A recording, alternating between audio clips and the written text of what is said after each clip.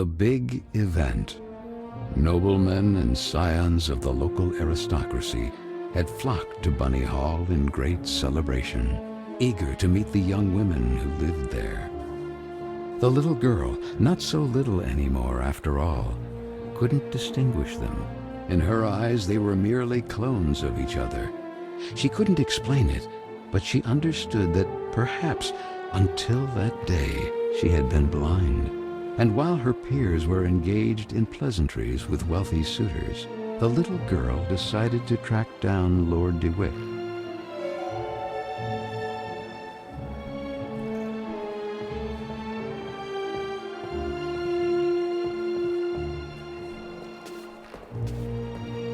Miss, you certainly wouldn't want me to serve you a drink.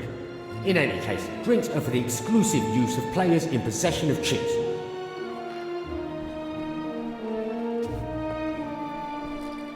What a pretty damsel. Nice evening, isn't it? Would you allow me this dance? Me? Sorry, I have to pass. Come on, don't be shy. No, it's just... I'm looking for my knight. Don't concern yourself too much, miss. Your knight can only be in the VIP lounge or gambling his title at the gaming table. So he certainly wouldn't be upset if I steal you just long enough for a dance. Let's do this way. If you prove to me that you're up to it, I'll let you pass. Otherwise, you will owe me another dance. Okay. Shall we? Let's get the dance rolling.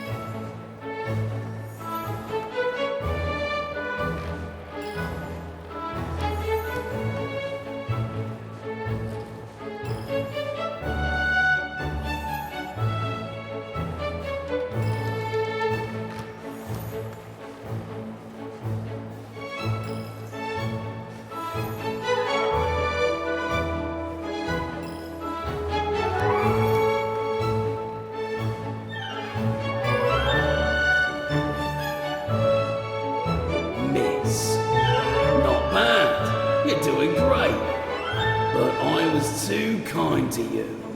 Let's see if it was just luck.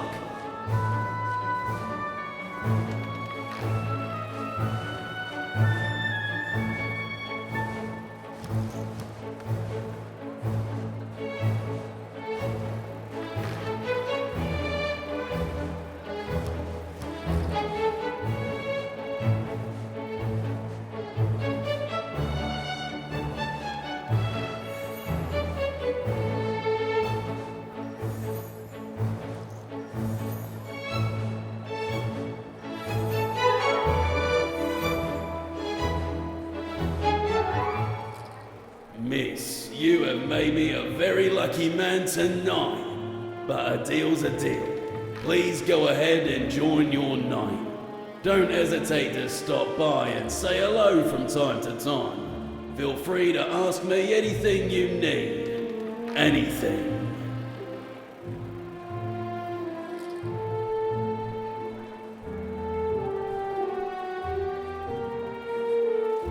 Miss, please give me a number immediately. Who knows? You might bring good luck.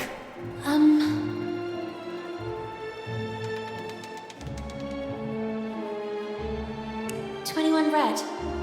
sont faits. Rien ne va plus.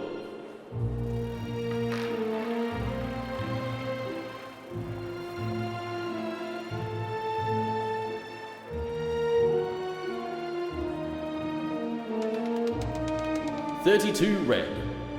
I'm very sorry. Alas, miss. Could you be bringing bad luck, perhaps? What you need is one heck of a good luck charm.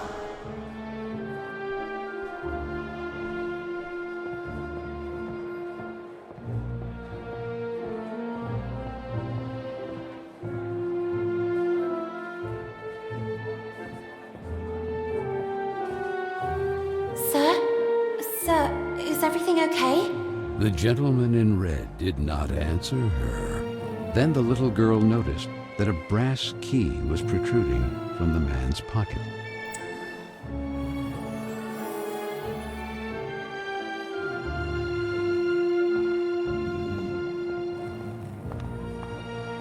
The little girl met her reflection. The image she saw pleased her, yet it smelled of the unknown. Who knows if Carole would also have enjoyed an evening like that? Go away! Marianne? Marianne, is that you? I already told you to leave. What are you doing locked in there? What happened? Lana, just leave me alone. It's none of your business. But you're crying.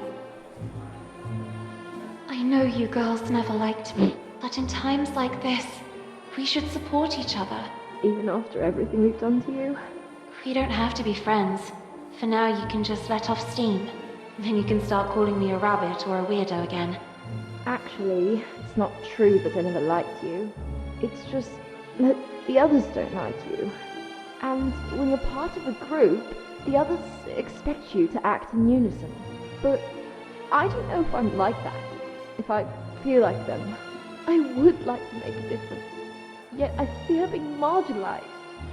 Like tonight, that slimy scoundrel. I hope he's still out there rotting. What happened?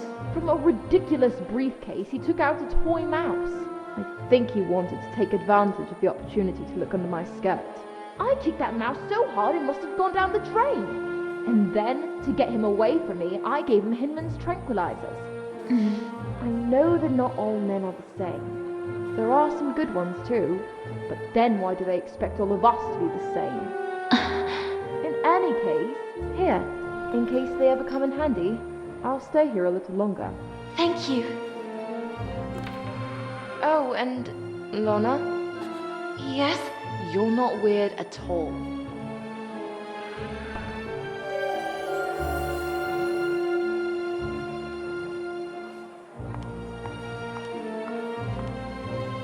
It's really true. At the bottom of the drain is a toy mouse. I would need something for leverage to get it out of there.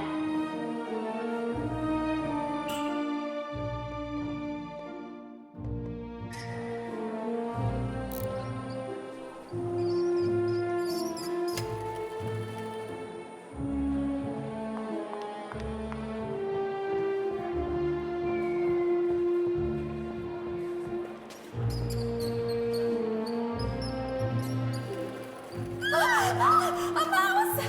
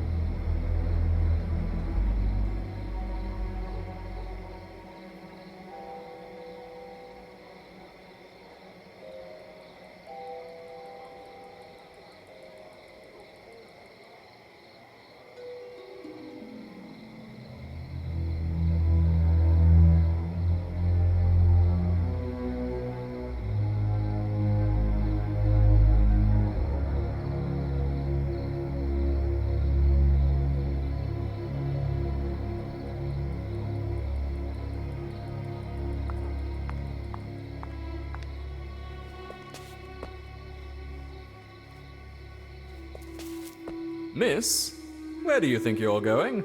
Well, I was looking for my knight of this evening, Lord Dewitt. That scoundrel Dewitt. He will certainly be in the VIP lounge. But, well, do you see this? Access is only permitted to holders of this pass, and I happen to be one of the few to have it. Do you want to know why, miss? I'm surprised you didn't get there on your own. Are you perhaps a little dumb? I'm a great seducer, among the most renowned in the country. I even bewitched Queen Victoria with my virile movements and dance. Oh, yes, I see. What? Don't you believe me? Perhaps you wish a demonstration. Let's see if you can keep up. Get in position, miss.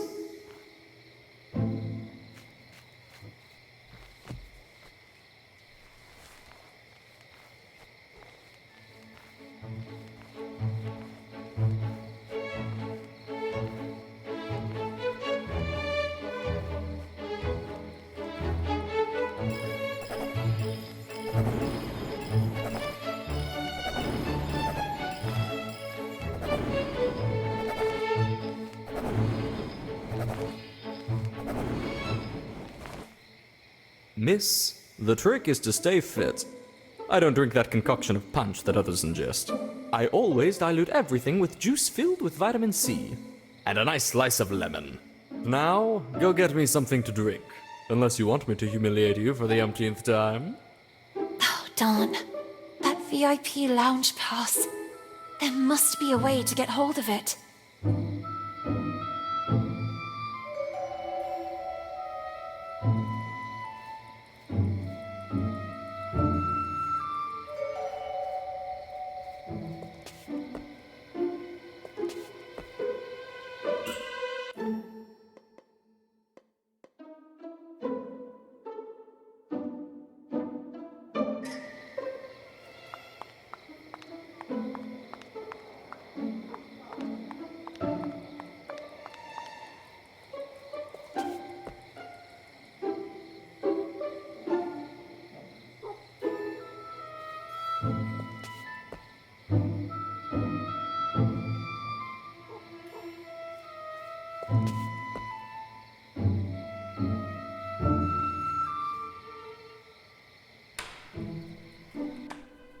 Fisherin! You must excuse me. Okay, I'm leaving. There must be a way to distract her.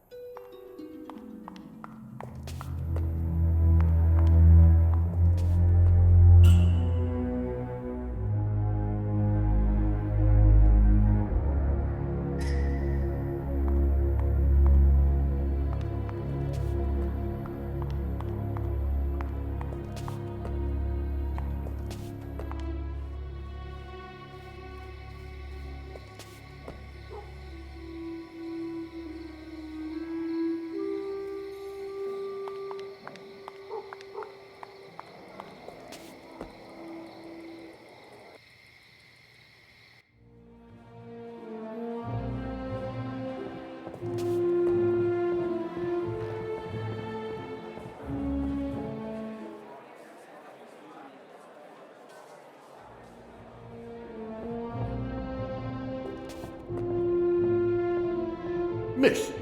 Yes, talking to you I am. Where to go, you believe? Huh? I have to meet Lord Dewitt. I think it is... This is the VIP lounge. Enter only for those with the right pass.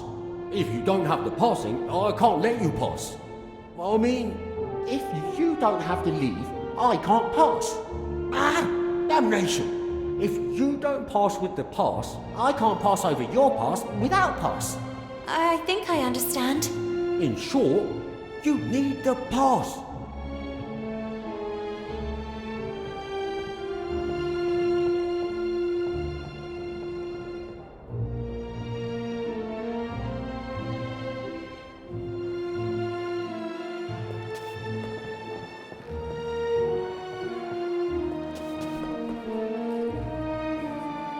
Miss, you certainly wouldn't want me to serve you a drink. In any case, drinks are for the exclusive use of players in possession of chips.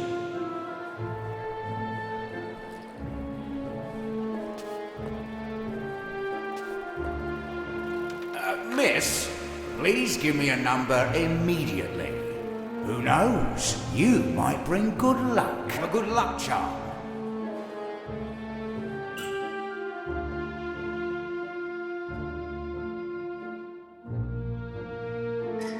Miss, please give me another number.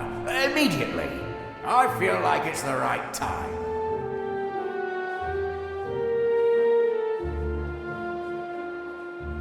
$13 black. Les jours sont faits. Rien ne va plus.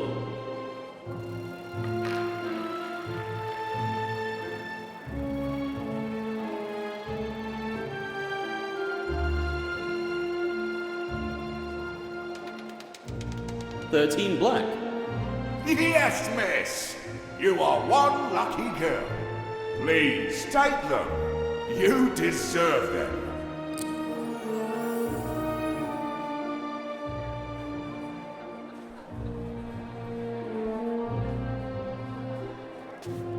Miss, maybe I wasn't clear.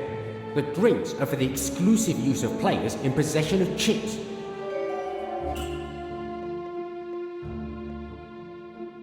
Here, take them. Alright. But I've always thought that alcohol isn't good for you ladies. It makes you all flirtatious.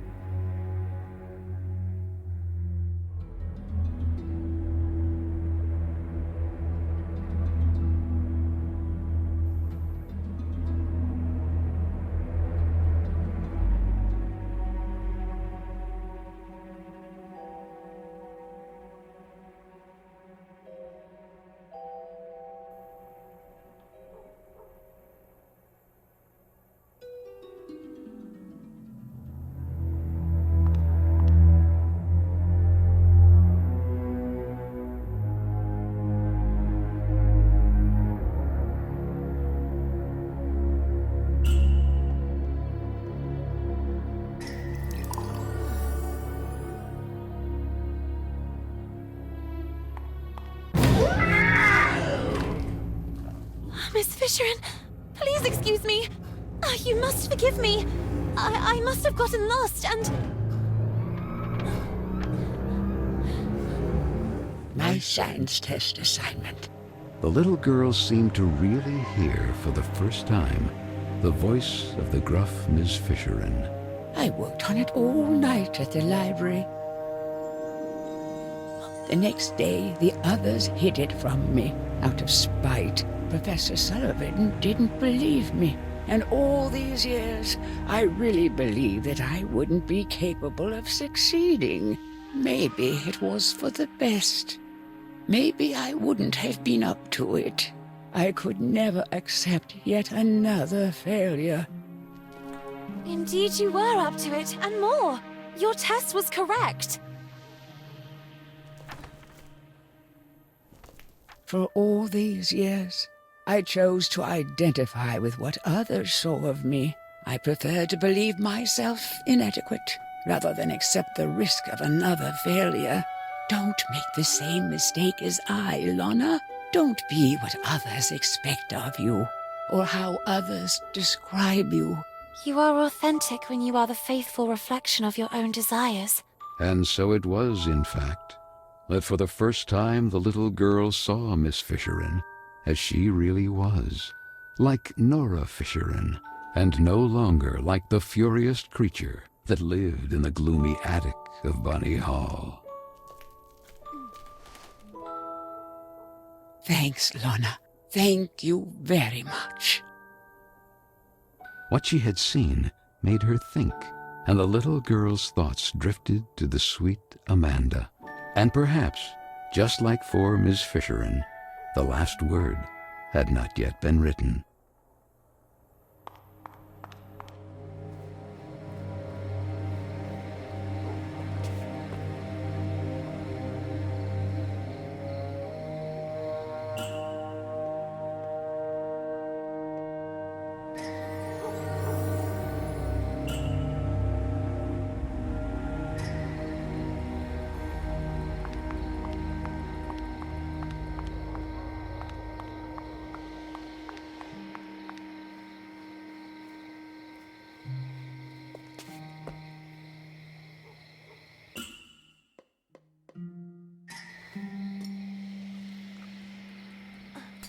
Well done, miss. I really needed that. I have never felt so strong. I'm charged like a lion. I think it's time for a dance. And this time, I won't be very forgiving.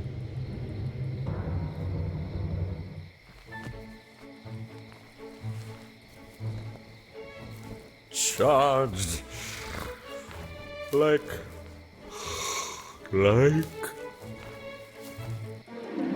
A lion, you said?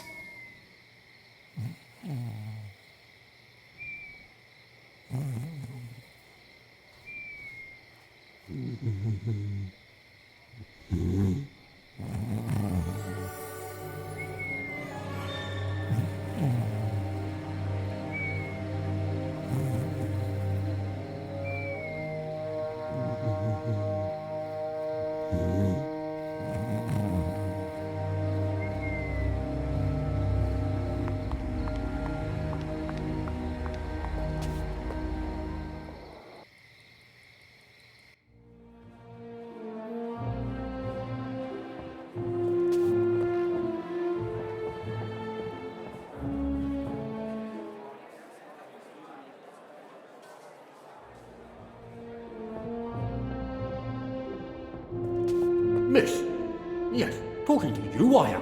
Where to go, you believe? Here, take it. I have a pass for the VIP lounge. I hope you'll be kind enough to let me pass. I would be very honoured to pass you to him. But I mean, you may pass.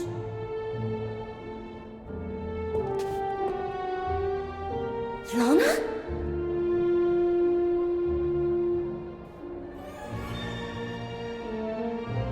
Miss Benton. You look even more radiant in this dress. I hope you like it. Would you favour me with a dance? I really admire your rebellious nature. Thank you. Nevertheless, on your beautiful face I still see sad eyes. Are you not happy? Oh, well, yes. I think so. Such enthusiasm. What troubled you? Tell me. I do not know. I'm worried about a friend. I understand. I should have the strength and courage to let go, but I can't. I also don't know if I'm doing the right thing. You mean standing here by my side? No, it's not that. You are a good man. I just don't know if I'm ready for this. Or if it's really what I want. Maybe it's just the fear of growing up. Well, that is natural. Now let me ask you a question, so that you can really discern if this is what you want. And that is? Miss Benton, could you imagine yourself next to me? I have never thought about my future that way. Not yet, at least. And I just can't think about the future when the present still has so many unknowns. Honestly, that is not the reaction I expected. And what did you expect? I don't know. I can't say that I was expecting enthusiasm exactly, but at least a little gratitude. Gratitude? Well, you see, Well, I chose you above all! Oh. So just because you're a good match and out of many you chose me, I should owe you gratitude? And why me and not the others? What will happen to those who don't find a husband tonight? Or those who simply don't want a husband? And what will happen to all the others that don't fit your standards? Miss, I beg you. What will happen to those who simply want to decide for themselves? There are rules. Rules dictated by whom? Who decides who we should love, how to dress, how to behave? Why can't our distinguishing qualities define us? Miss Benton, this is how the world works. This is how it is decided. What is the point of having dreams and aspirations, aiming for a better future, if everything is already decided? What is the point of having a voice if no one knows how to listen to it? Let your voice be heard! Let your voice be heard, girls! Marcel, stop! You're making fun of me. I thought you liked my rebellious nature. But now I understand why. You hoped you could tame me like you do a filly. Twitty, my heart. Who is this slob you're with here? How could you replace me like this? Who are you? You scoundrel! My husband suspects us.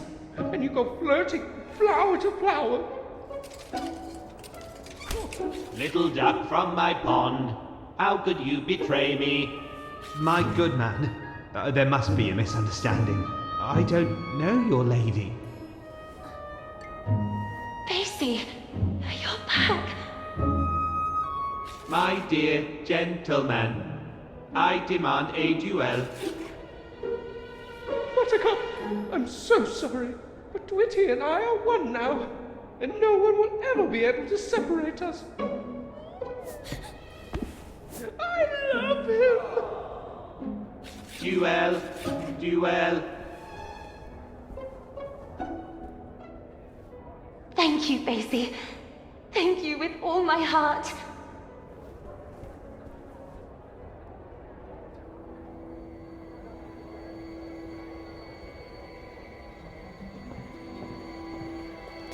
Stop, Marcel! Enough with the running away! I know everything now!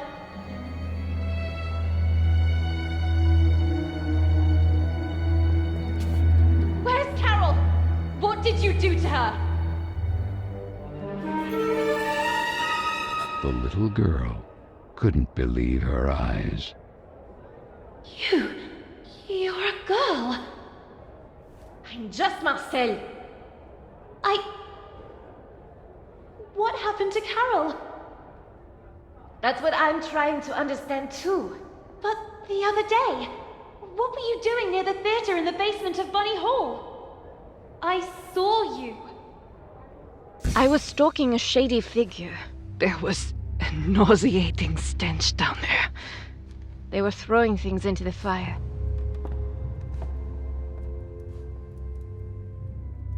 And in the midst of what looked like waste paper, I immediately recognized some of my letters.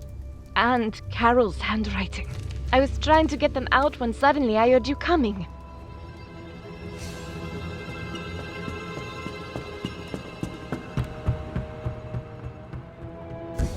But then you two... how? My parents sent me here from France, to my uncle's house. It's just across the river, overlooking the Bunny Hole clock tower.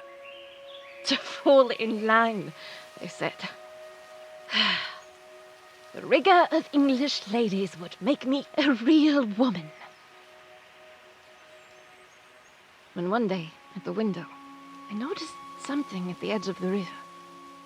It was a bottle. And inside that bottle was a letter. Were I the wind, I'd blow no more on such a wicked, miserable world. And yet, I say again and swear it now, that there's something all glorious and gracious in the wind. It was Moby Dick! I recognized it immediately. I'd read it so many times.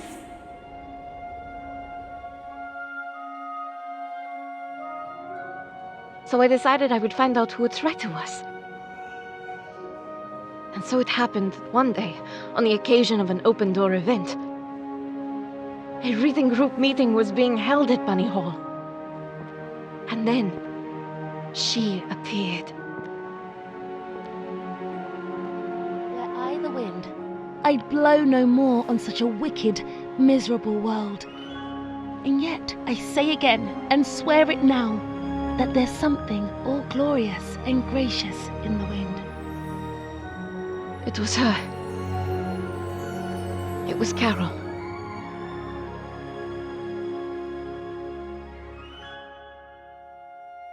It all started like this. I left a letter for her, and we started writing to each other. My aunt and uncle soon discovered our correspondence and threw a wrench in the works. So Carole put her messages in bottles left to flow along the riverbank. I slipped mine to her among the newspapers sorted at Bunny Hall. And then what happened? We planned to run away together and join the suffragettes. I was waiting for a message from her unusual bottle, in which she would establish the time, the method, and the signal. But that message never arrived. That letter! I saw it! It was in the flames! Someone must have found it, made it disappear, trying to cover up everything else. But who? What do you think really happened to her? Nothing good, I fear. Especially after finding these in the heater. Carole's glasses. Then you took these out. One moment. Now I remember. It's not the bottom of a glass, but the missing lens.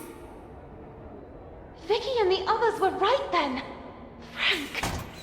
Duel. Duel.